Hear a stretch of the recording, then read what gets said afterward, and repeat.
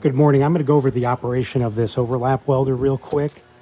So here we've got the overlap welder, and we're going to go over the electrical real quick because that's really important. The plug that is on the machine when you get it is going to be a 3-prong.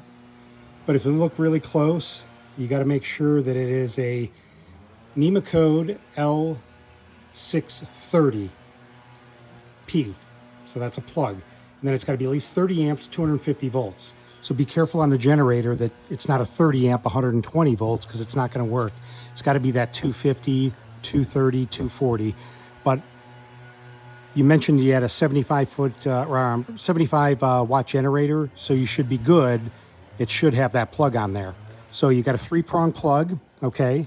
And then most of the generators are going to have a 4-prong plug in the machine. So if you look real close here, 30 amp, and it's going to say 125, 250, okay? It's got to say that 125, 250 because we need the 250.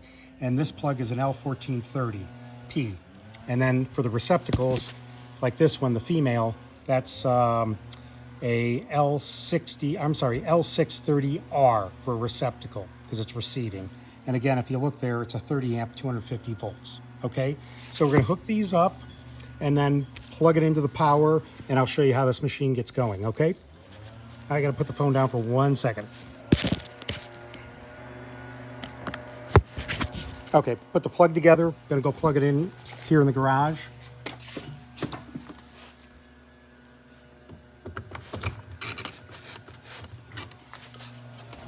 Come back out.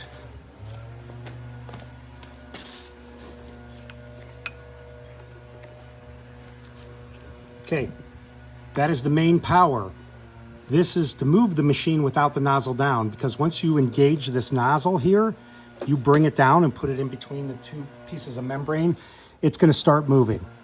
Because the most important things you have to remember when you're welding this TPO or the PVC is heat, speed, and pressure.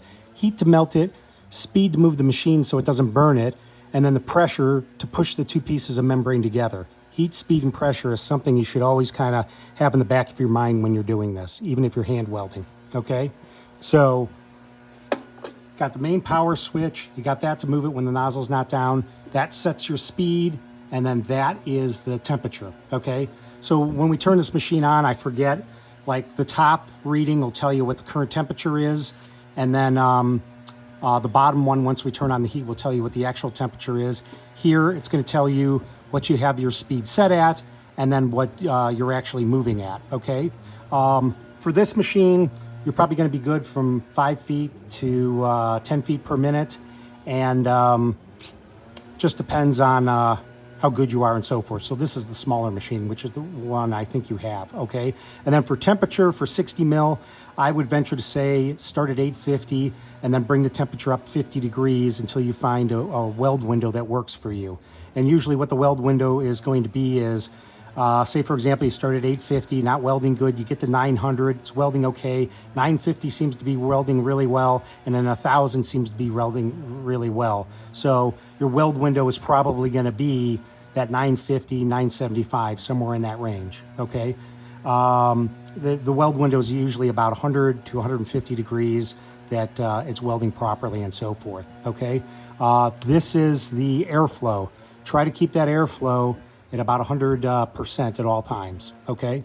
And then here, when you get your machine lined up, this front wheel is the pressure wheel that's gonna smush the two membranes together, and you gotta get it set up right on top of that membrane, okay? So when you have it set, you should be covering that top membrane right on the edge there, okay? And then when the nozzle goes in, goes right in between the two, and then the machine starts moving backwards, okay? And then back here, you have your guide wheel, which some guys call their pizza cutter, okay? So that should be right on the edge there. So while the machine is, whoops, right there.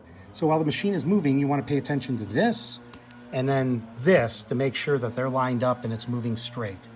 Never pick up the machine to reset it, just tap it back and forth on the side here to get it into line, okay?